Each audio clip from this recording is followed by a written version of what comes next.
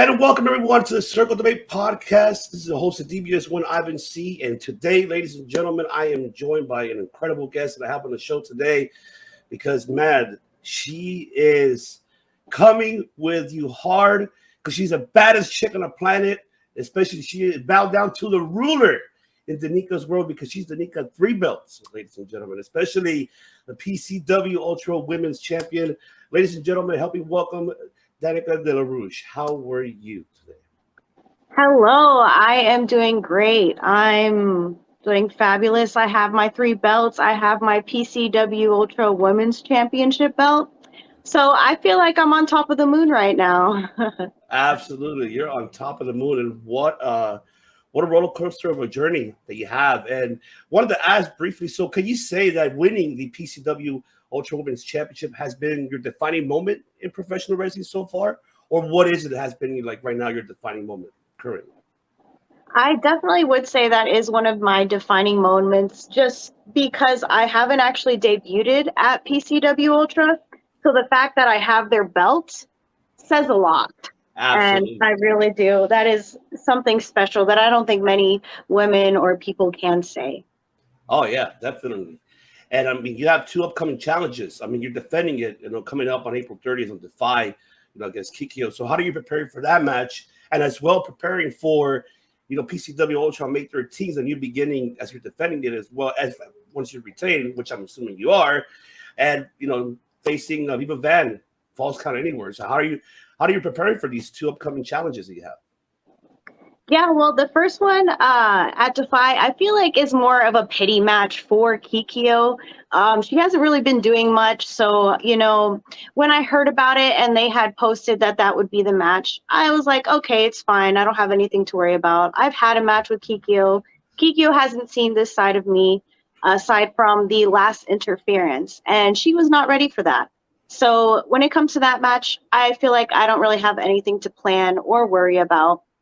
But Viva, on the other hand, I think that's going to be a lot of fun because our last match, same thing. I told her to prepare for everything, prepare for anything. Yes, we are friends, and that's why I wasn't going to treat her differently. I wasn't going to treat her differently from how I treated Rebel Kel, how I treated Kikyo. The words I had said about Liza Hall, there is no difference. And she gave it her all, and too bad her all wasn't good enough. Oh, man, definitely. And I'm loving, I've been following your career, and I love this change. So what came about of, coming from, originally, where you were, prior before as a face, and then you just got sick and tired of it. And you're just, F the world, fuck the world. This is me. This is my world now. So it's like, what came on about, the transitioning change of, Danika Della Rouge? How did that become about? Yes, exactly. Danika got tired of people stepping on her, pushing her around, and really just doing what they wanted to do. And I wasn't getting anywhere. So Danika decided to change and make it Danika's world and do what Danika wants to do. And whether the crowd Defiance likes it, whether the fans like it, whether the promoters like it, whether my opponents like it, it doesn't matter because Danika gets what Danika gets. Oh, man, that's awesome. That's for sure. Definitely. And, talk very briefly, how your journey began in professional wrestling. Just very brief. I know a lot of, other shows you've been upon, on their show, they ask the same question, but just very brief here in our show, like in your own words, like what, how does the journey begin for you to get in professional wrestling?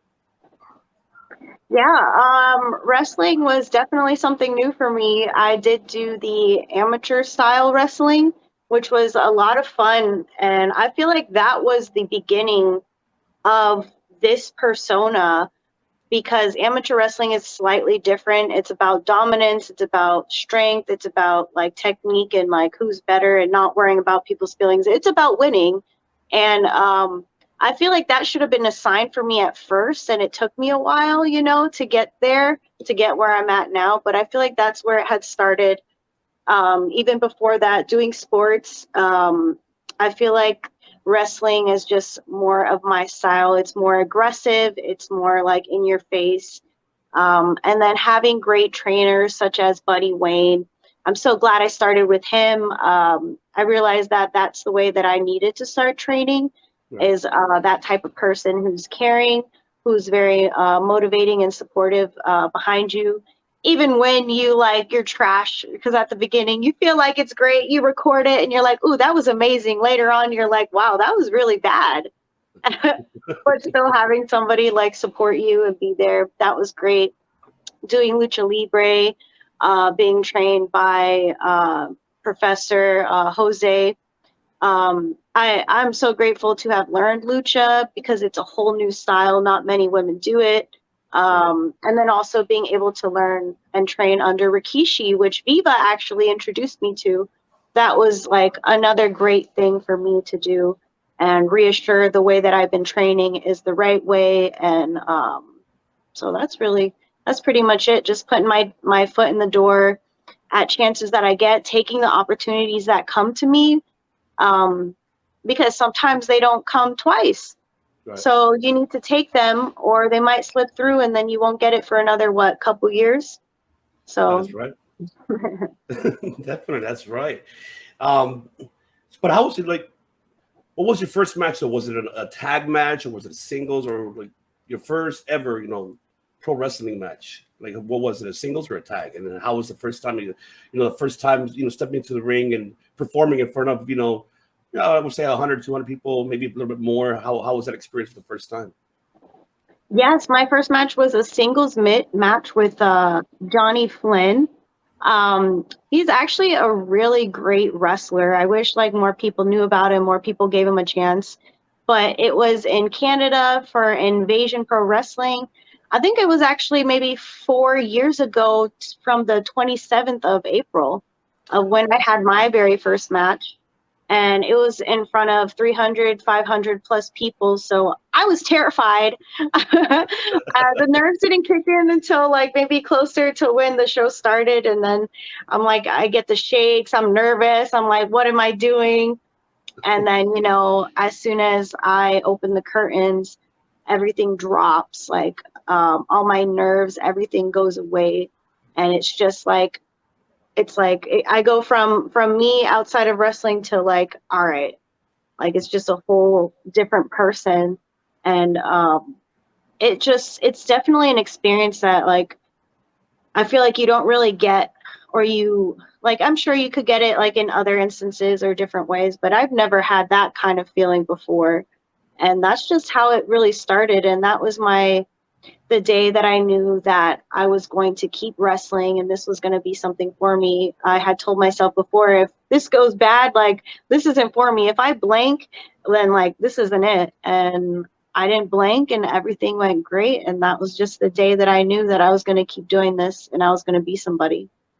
Oh man, that's awesome, and I'm glad you're still doing it, and you're giving a lot of inspiration to a lot of the women out there that also wants to become a professional wrestler, and I'm glad that you and Vima and everyone else like Kikyo, Rebel Kel, like you mentioned, are still are inspiring, especially for the women in the community of professional wrestling, and keep on killing it. That's all I want to say, and I'm 100% support you guys a lot, and you guys are inspiration for all the women. Definitely you guys are, especially how you develop yourself within that time of your career and still developing as well, continuing to learn. You mentioned about lucha libre, learning that style as well. So in the beginning, when you first adapted to it, what was like the hardest part of learning of it? Was it because of the switching sides? Because I know that, correct me if I'm wrong, I know that in lucha libre you wrestle on the right, in an American style, you wrestle on the left. So I'm pretty sure that was probably one of the toughest ones. Am I right? Yeah, Or that was the hardest thing. Everything you learn in America is left, and then everything in lucha is right. So you have to flip everything in your mind to the opposite side. You can do like the same things, yeah, but flip it. yeah, So that was like a pretty big struggle was getting over the left and the right side, along with they do a lot of like acrobatic stuff. So I feel like it was a lot of like fear of new things and like scarier things um, that I had to get over. But Buddy was there. He came with me to my lucha classes and sat there, and like that's all I needed was extra comfort and having that there. But yeah, a lot of it was just learning the opposite side and then getting over fear of jumping from the top rope, things like that. Oh yeah, definitely. I know because I tried it, so I've done it. So Oh, you did? I have because yeah, my uncle is a former lucha libre, legend. So, but Fuerza Guerrera. So he's my uncle. So I kind of learned from him when Mhm. I was a kid. But then yeah, what it's not that it wasn't for me, but I just can't.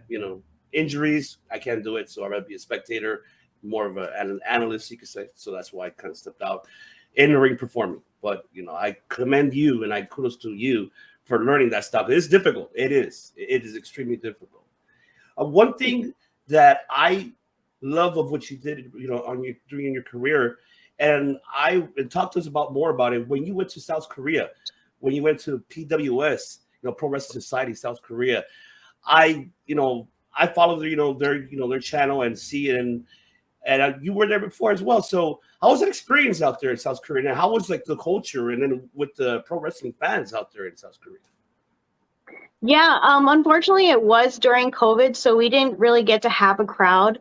It was everything was shut off, but I did get to see their culture. I was more of immersed in it. Not many people, at least where I was staying at, um, most of the English speaking people stay in Seoul, and this show was in I'm not going to say their name because I'm going to botch it, the town.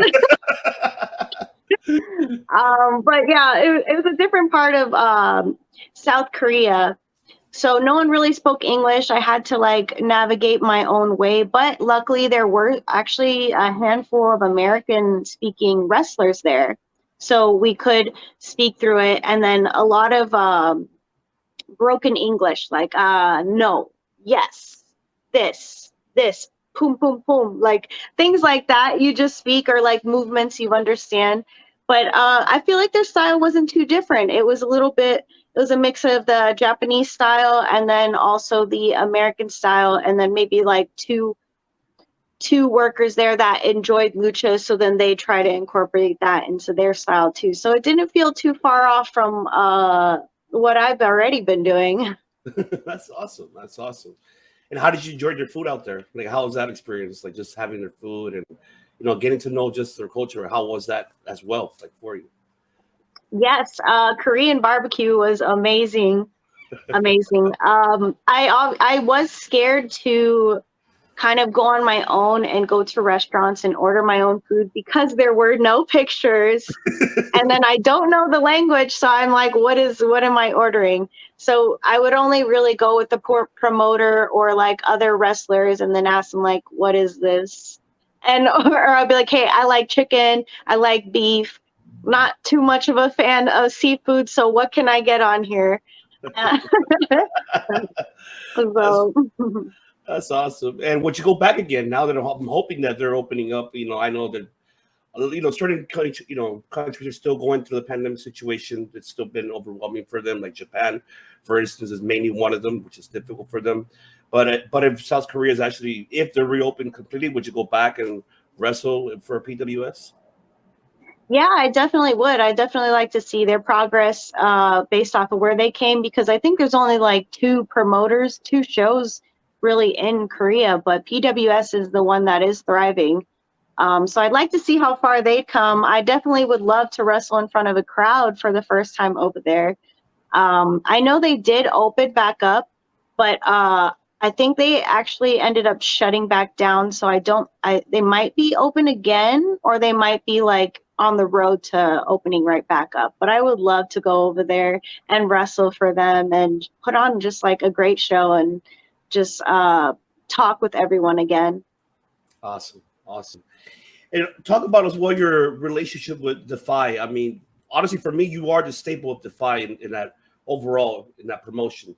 I wish they had a women's title for Defy the promotion itself, but you are the staple for it. And so, how did it become about? How was it born? The relationship, and obviously, pretty much, being a part of the Defy family. Yeah, most of my big opportunities came from Defy. Being able to wrestle against Priscilla Kelly, that was one of like my bigger matches and my very first female match. So I was nervous. I was so nervous. And then also getting other opportunities, being able to wrestle with Allie, that wasn't even supposed to be in the books, or like that wasn't supposed to happen, but you know, things happen. And that's what I mean by taking those opportunities. They had asked some other nobody, and she had said no. And then they came and asked me, and I had stepped right up to it, and I took the opportunity. So I feel like I've gotten a lot of opportunities. Defy has really been able to see me grow from not really being able to do anything or like do too much into like growing and being better and better and better. So I feel like Defy really is my home promotion, and I love like going there, seeing the crowd. They growed to love me, they growed to hate me. I love all of it. And that's awesome. I love it too, because it's just seeing you out there. You know, I haven't seen you in person. I cannot wait. But just seeing your matches, what I've seen overall, what you accomplished by far, it's amazing how the transition you've become now. And I love that excitement of the crowd just getting involved, as you know, you're sort of like, hey, fuck you, but you're cool, fuck you. I enjoy it. I fucking enjoy it. I love it. Wanted to ask as well. Now, talk to us about. I know that for me it's new because as well I seen other other shows that you've been part of. The Ask the Same, but talk to me about the Midget Warrior Wrestling promotion. How did that became about, that relationship? Yeah, I know people get offended. We're not offending nobody. It's just a damn word, no. For God's sakes. Jesus. Yeah. Aside from people getting offended by that, yes, I actually had met the owner, Dan Shortsleeves. I was like, should I say his name?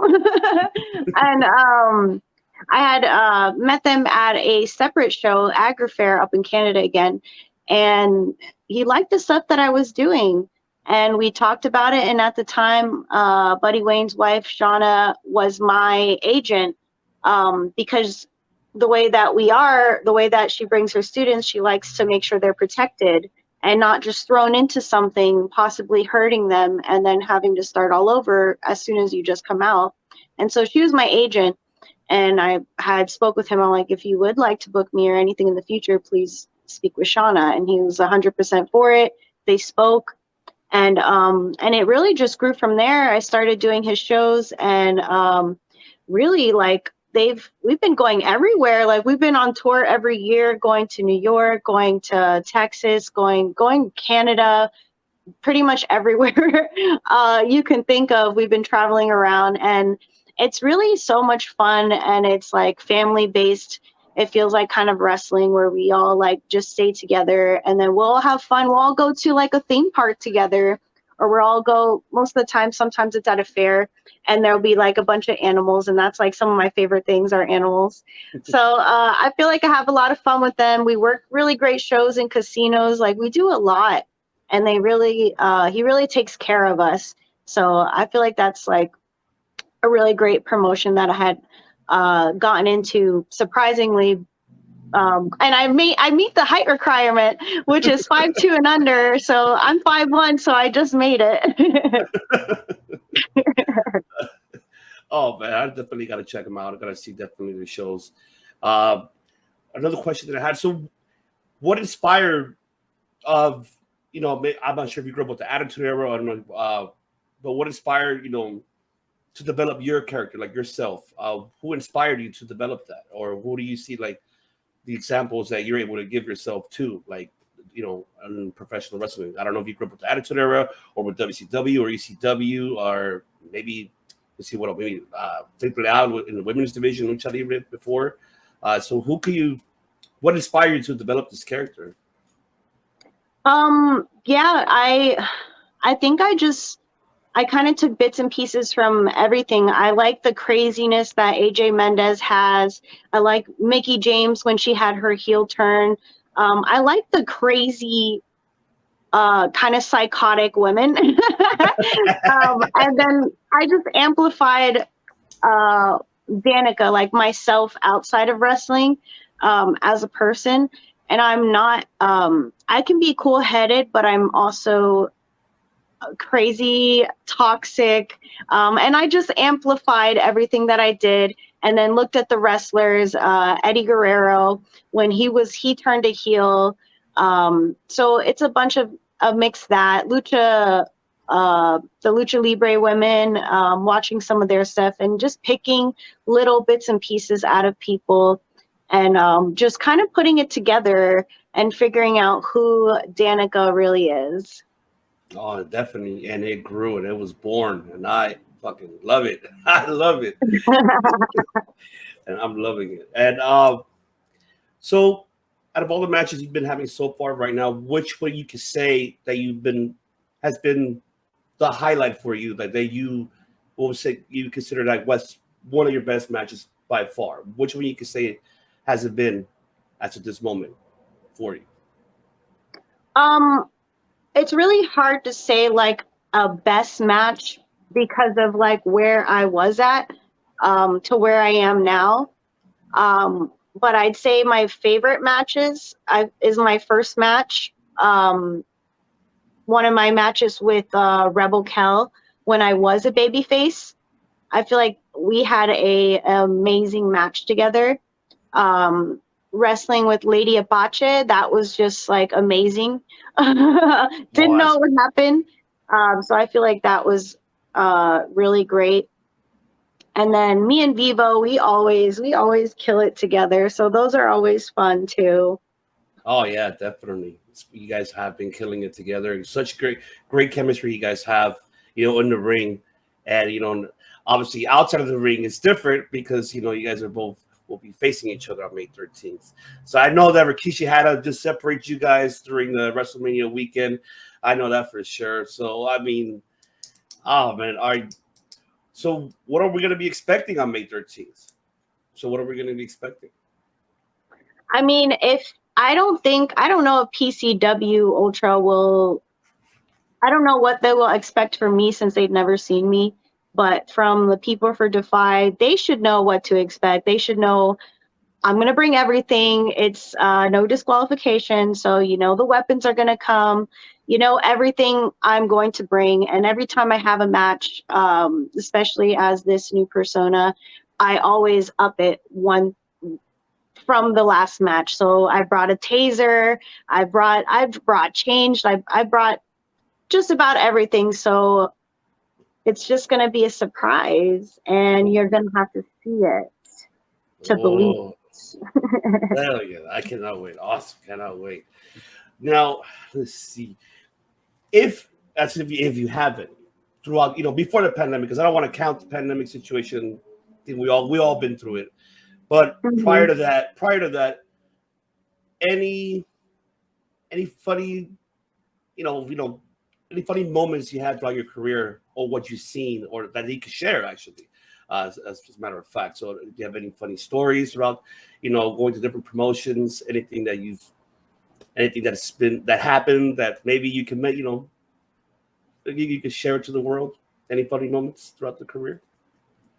Oh, it's hard to think back that far. I kind of live in the day kind of moment kind of person, but there has been like a lot of things that's happened that are funny. I think my most recent one was traveling with Rikishi, and we were on the way to a show.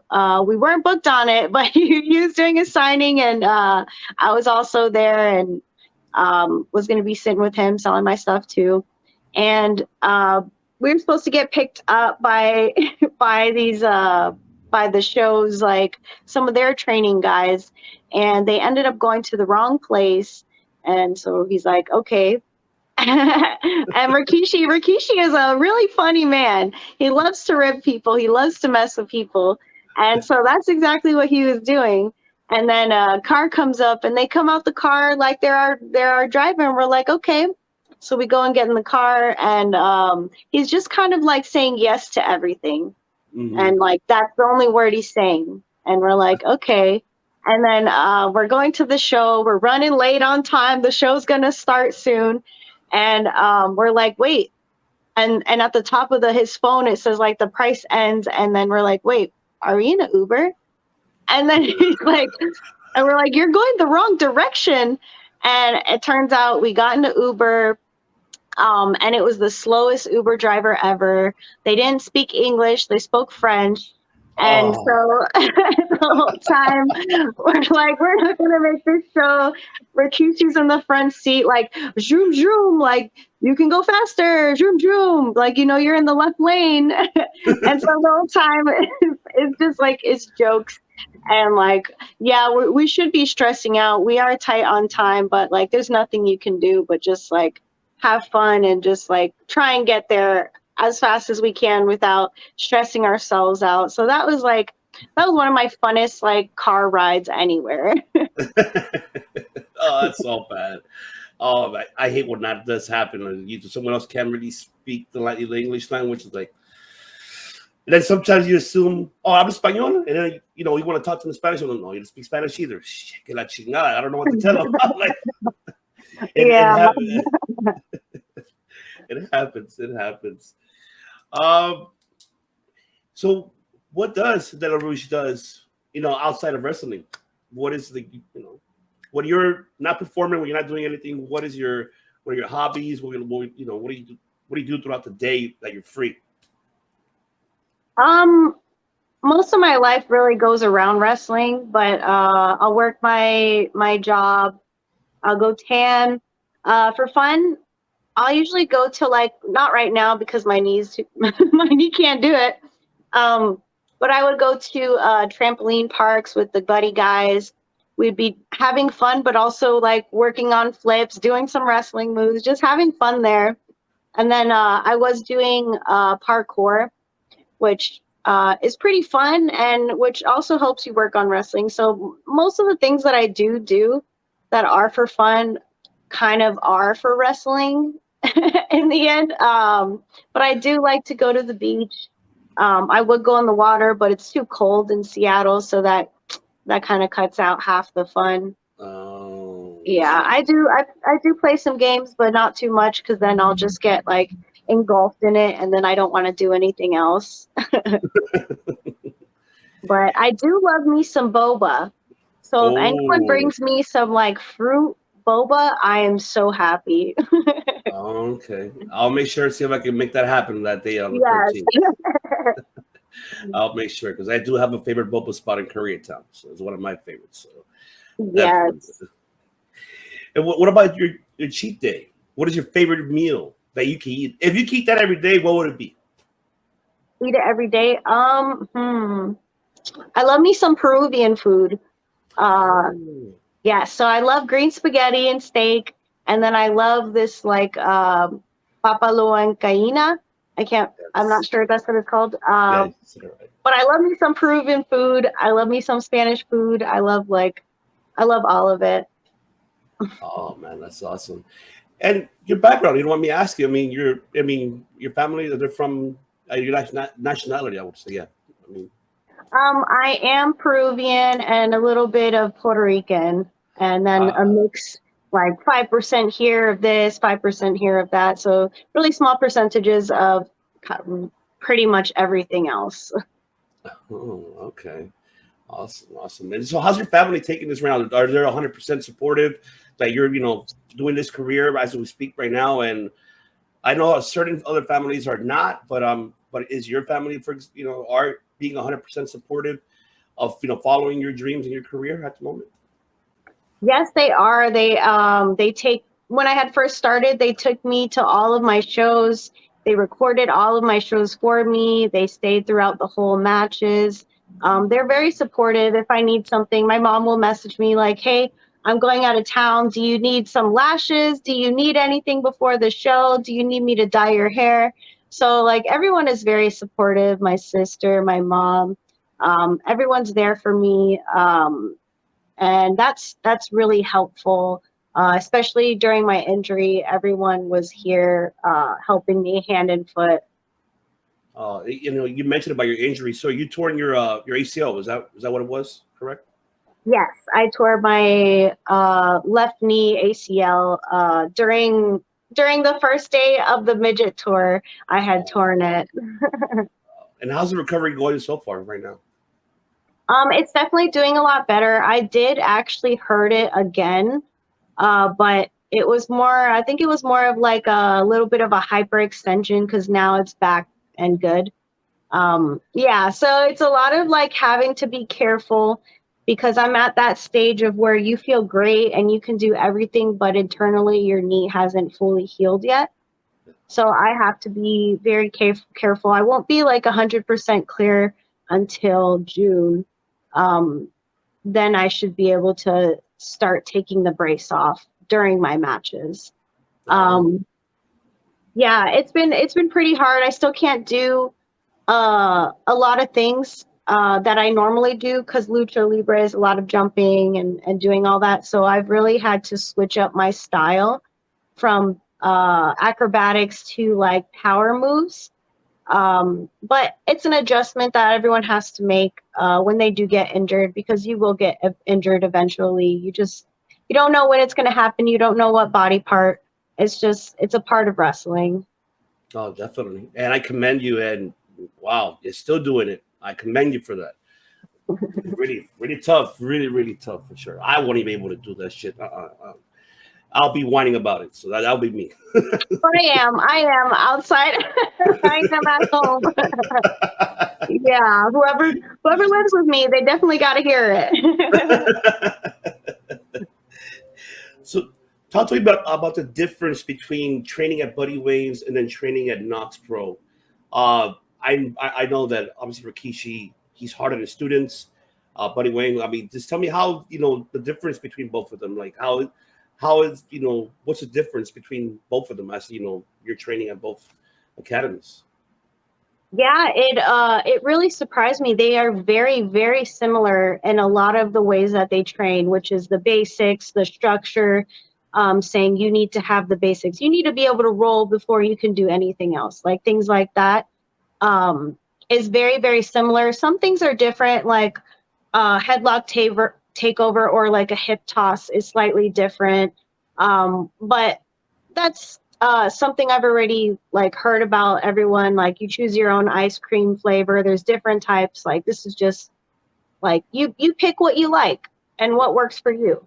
But you also adapt to wherever you're at and do it the way that they want you to do it there, out of respect. And so I really do love Rikishi's style of training, and then also their training format is different than Buddies, which is great. So it put me on my toes. Like Buddies will do rolls, we'll do chaining, we'll do like a build a bear, we do some like cardio, in ring cardio drills, and then maybe a match. And then at Rikishi's, we'll do some outside cardio. We'll go in there, we'll do rolls, we'll do like a spot, a long spot, and then we do matches. And as we're doing matches, the newer students will go in there and they'll work on their basics. We'll go over a match. Buddy Wayne Academy, we'd call it on the fly. Rikishi's will go out there and as time progresses, he'll be like, okay, just call the finish. And then as soon as we're done with the match, winner, cut a promo. 3, 2, 1, go. And then the next person goes. So it's really like put me on my toes and helped me become a better wrestler. So I really do love the different styles, but also like the similarities between it because it helps make me feel like, okay, I did right. And then I bring it back to their school and I'm like, look, they do it too. So it's just reassuring. Oh, that's great. That's awesome to hear. And speaking of by calling it, what do you prefer more? I mean, I don't know, like, or how has it been called your matches? When do you call it before the match itself, or do you call it while during the match? Because there's certain individuals they like to go ahead and plan it before even the match happens, or they just call it during the match. Because I feel like it all depends on the fan base, how they're getting it, getting involved into the match. So, what is your preference more? Are you more preference calling the match during the match or before planning it out? I think it depends on the show itself, and then along with who you're working, because sometimes like the fly-ins won't get in till the last minute, and you have to just do it in the ring. So you need to be able to know both styles, or you're gonna botch everything. You're gonna like, and the fans are gonna see it. Or Right. like based off of Defy, they love the flippy, crazy stuff like that. So they need to have all that. And how are you gonna call 20 moves on the spot? Like it's possible, but you got to be a pro at it. So Yeah. I like doing them both, but I feel like I can definitely produce a like it. It's hard to say. It depends on your crowd. WWE, let's call it on the fly. If it's here, let's call it in the back. Absolutely, absolutely. Now, if you could pick a venue and pick an opponent, obviously, who would it be and where would Oh. it be? I'm gonna have to go with Sendai in Japan. Really? I'm gonna Oh have to go with yeah. their promotion. I'm looking to the future. This is a foreseen match. I would really love to have a match with Miko Satomura Oh at yes. her promotion in her town.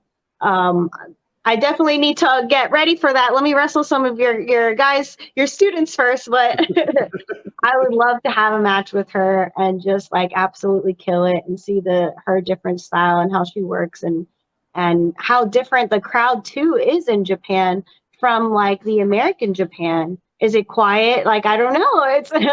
It'd be very different, and I would love to have that match. Oh man, definitely. I would love to see you, up in Choco Pro or even in Satomura's school, like even in DDT as well. Like over there, the promotions it's different from New Japan. Obviously it's so known from New Japan, but DDT and Choco Pro, all the women's Mhm. wrestlers on that side is amazing. It's awesome, and the crowd is so different. It's almost similar to the New Japan crowd, but it is very very. I don't know. I feel is a difference to it. They really do get involved, and that's what I love about it. So Mhm. I would love to see you out there, and hopefully that does happen. And I will be cheering you on, and I'll be hell yeah. I would love to see that happen. That's for sure. All right. And the last question here, wanted to ask if any women want to go ahead and pursue this dream, what would be the best advice you could give them? Yes. I think the best advice is that you need to find a reputable school to join that is going to take care of you, that won't just throw you out there, and that won't just hurt you. So you need to find a good school and decide if this is something you want to do, and know that there are going to be a lot of times where you feel that, man, what the hell am I doing? Like, why am I doing this? Like, there is going to be a lot of up and downs in wrestling, but if this is something like you really want to do and you love it, then you have to put the work into it. No one else is going to do it but you. Awesome. Great words there to see it. And also, if you can let the people know where can they find Danica de la Rouge on your social media platforms. Let the people know where can they find you. Yes, you can find me on Instagram, real Danica Della Rouge. Real, my other one got hacked, so find me on that one. You can find me on Twitter, Danica D Rouge, and then on Facebook, my Facebook page. Not my Facebook. I've got too many friends on there. It's like they have a freaking limit, and it stops a lot of things. So find me on my page there. That's where you can find me at, though. Awesome, awesome. And yes, I will put that in the description below, ladies and gentlemen, where you can follow Danica de la Rouge all over on her social media platforms. Make sure you follow her. And for all the SoCal Pro Wrestling fans, make sure you attend especially up in Seattle, Washington for April 30th for Defy as she's defending the PCW Ultra Women's Championship against Kikyo, and on May 13th, PCW Ultra New Beginnings as well. So make sure that you attend to these incredible events and see and be a part of Danika's world. Damn it, because I'm being a part of her world now. So I got to bow down to the ruler. Got to bow down to the ruler. Yes. And I want to just go ahead and thank you so much for being a part of the show. And I cannot wait to have you once again. Anytime you're welcome back. And I would love to talk more and more pro wrestling with you. And, see, hopefully we'll get together soon. And I can't wait to see you in person as well. So that I cannot wait as well on May 13th. So once again, thank you very much for being on the show, Mr. Rouge. So once again, ladies and gentlemen, do not forget, purchase your tickets for PCW Ultra New Beginnings from May 13th at the ILW Memorial Hall. And come see the PCW Ultra Women's Champion, Danika Della Rouge, defending the championship versus Vito Van and Falls Count Anywhere. So make sure you come by, purchase tickets, and come see and be a part of Danika Worlds. So once again, ladies and gentlemen, thank you so much for tuning in, and we will see you guys on the next one.